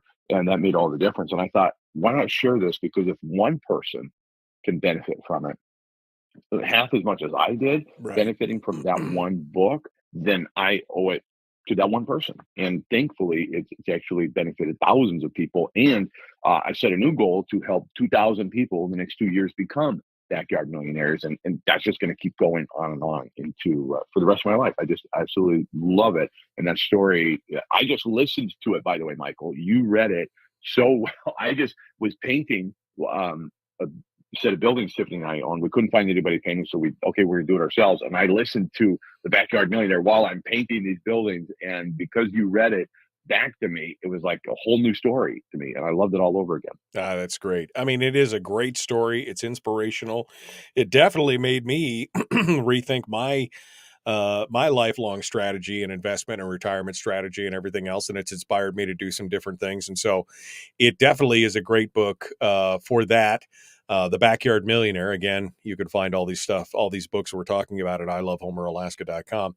Then we moved over to The Watchmen, which is the sequel to Jacob Mann, Making of Man, which is pretty short. Like I said, it could be you considered it kind of like a prequel prologue thing. And then this just sets Jacob up for when he's back in Alaska. And of course, you wrote it in Homer, which I think gives you a little bit of a sense of firmer ground. And I think it's a great story. Thank you. And I will warn anybody who has read Born to Live or The Backyard Millionaire, or really, really just loves the positivity that comes from On Top of the World Radio, or what you and I talk about here on Tuesdays. This isn't that. This is a little more explicit. This is a little bit more genre fiction in that, as you said, he's a flawed individual. He likes to imbibe in his martinis. He loves the ladies, and the ladies love him. And so I wouldn't want to confuse anybody. I almost thought about not using a pen name, but about using like Christopher's story on the title page of these versus Chris' story. And I won't do that. And I sent the manuscript to somebody who I really love and admire and is a great guy. And he was like, "Oh, this is not what I was expecting." I thought, wow, there's nothing positive about this at all. I was like, oh man, I should have said something. Yeah, you're right. This is totally different. This is not, and I'm not saying I'm any James Patterson here, but I'm just saying it'd be a little bit more like that than it would be Ogmandino. And so that's like, it's a little bit of a darker side. Yeah, no, it's a fictional story. It's murder mystery kind of. It's not meant to be a positivity story. It's meant to be storytelling at its greatest, and it is really a good story. And I'm looking forward to it. In fact, I have the sample here. This is a sample that you'll hear when it goes live on Audible. But I wanted folks to get just a peek of what it's like for Jacob Mann here in Alaska dealing with the situation. So here is a quick sample of The Watchmen, and then Chris and I will come back and finish up. Here it is. The stand of spruce was tightly packed with thick limbs, drooping down low to the ground. Visibility beyond the edge of the parking lot was non-existent. Walking closer, I stepped as lightly as possible. Snap. Another twig broke. That's not a squirrel or a bird. Someone was moving, close by. Looking back to the house, I could see through the large picture windows, Anne giving Devin a tour of the living room. Turning back to the forest, I heard another twig snap, then another. He was moving away from me, fast. Was it bravery or stupidity that caused me to enter the woods? I'm not sure. Once inside the stand of green trees, I could make out a small clearing about 50 feet ahead. Lifting the heavy limbs out of my way, needles poked my hands and slapped me in the face. Realizing the folly of my predicament too late, I heard more snapping of dried limbs. Only the sound was getting closer. He was moving towards me now. Moving faster, I crouched lower and was practically crawling by the time I entered the clearing. Looking up, I saw the beautiful blue sky and felt a sudden sense of relief that almost instantly turned into sheer terror. Slowly, vertebra by vertebra, I stood. Gaining my footing, I was about eye level with a massive grizzly bear. It was not more than 20 feet in front of me. On all fours, his giant bucket of a head was level with mine. We locked eyes. His nostrils were flaring, and the hair on his thick neck was vertical. I had his full, undivided attention, and he had mine. Going into the woods had been a colossal mistake. Flashing through my mind was every post-mauling photo I'd ever seen. Even from those accounts of survivors, the thought of his teeth sinking into my scalp was horrifying.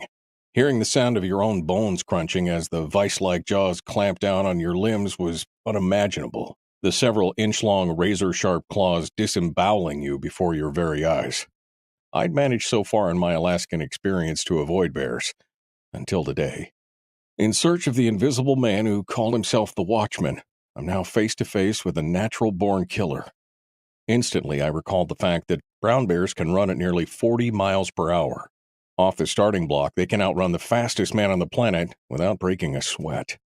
The trees aren't climbable because of their thick boughs of needled limbs, not to mention bears love to climb, happily exerting the extra effort for a meal. They're more afraid of you than you are of them. My grandpa's expression for everything from spiders to grizzly bears was ringing in my ears. Though it is true that most bear attacks are either by a mother in defense of a perceived threat against one of her cubs, or just like now, because of someone being in the wrong place at the exact wrong time. Either way, when a bear eliminates a threat, if that threat is you, you don't stand a chance. The bear snorted, lifted a paw, and then scratched a hole in the earth beneath, large enough to bury a small watermelon in. I did the opposite of what any expert will tell you. I began to retreat backwards. This didn't go unnoticed. The bear got up on its hind legs and reared back, lifting its head high.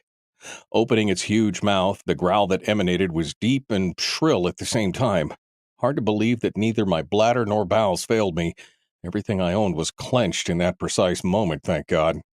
I backed up a few feet further till I was up against the proverbial wall. In this case, it was a thick stand of black spruce. No easy way out.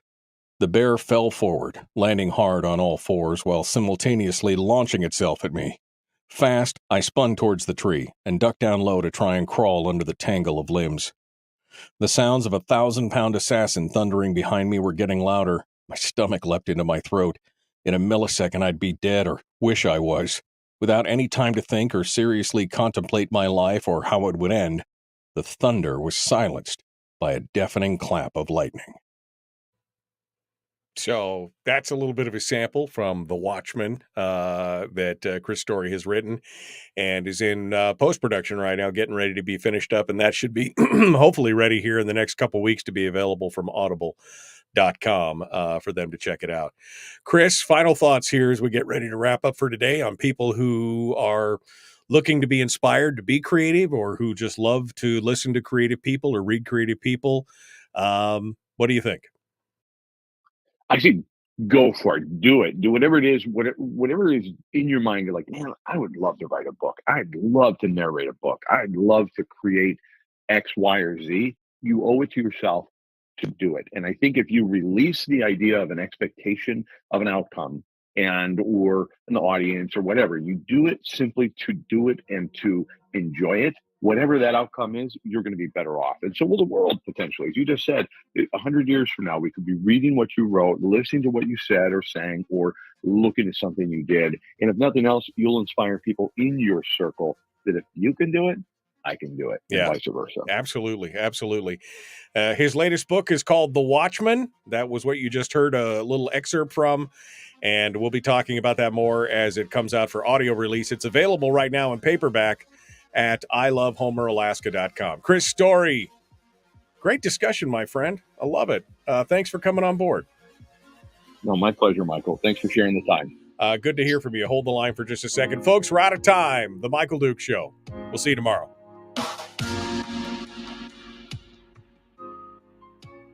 It's fun. I mean, that's just a little teaser. And that story gets better and better as you go through. I mean, that's good, but it gets even better as you go through. I love that. Chris, final thoughts here before I let you go, my friend.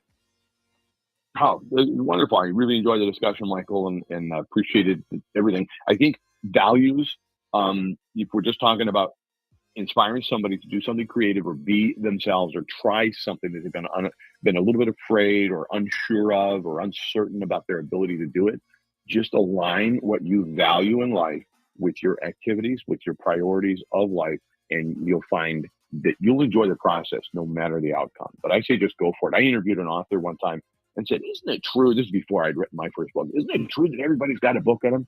And this author said, no. I was like, oh, okay. I thought it was true. And it is true. You have something to do. Maybe it's not a book. Maybe it's not amazing narration like Michael could do, but you have something.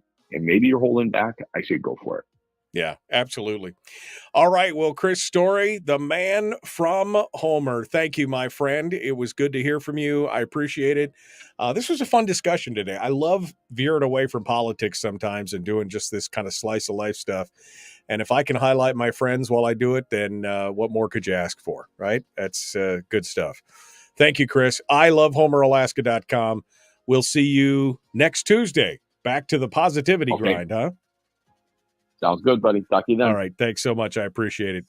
Chris Story, the man from Homer. All right, folks, we are out of time for today.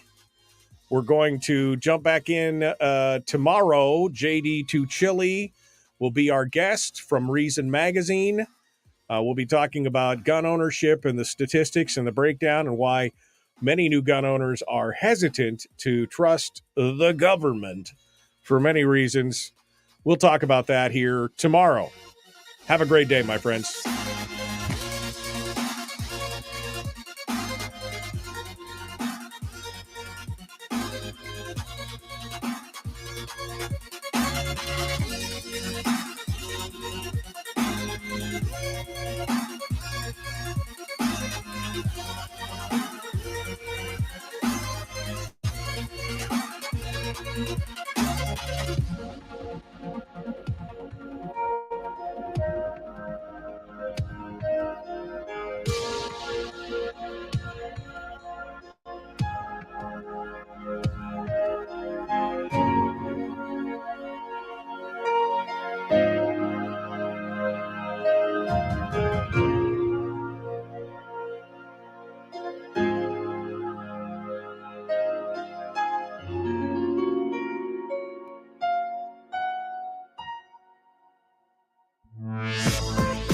We've shed our terrestrial radio skin, and now we are slimy lizard internet people.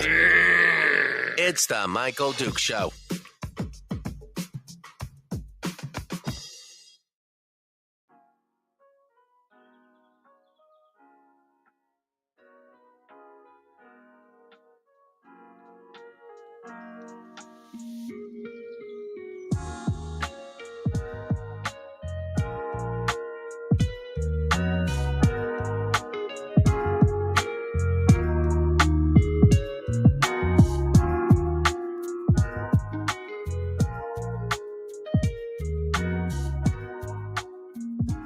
Well,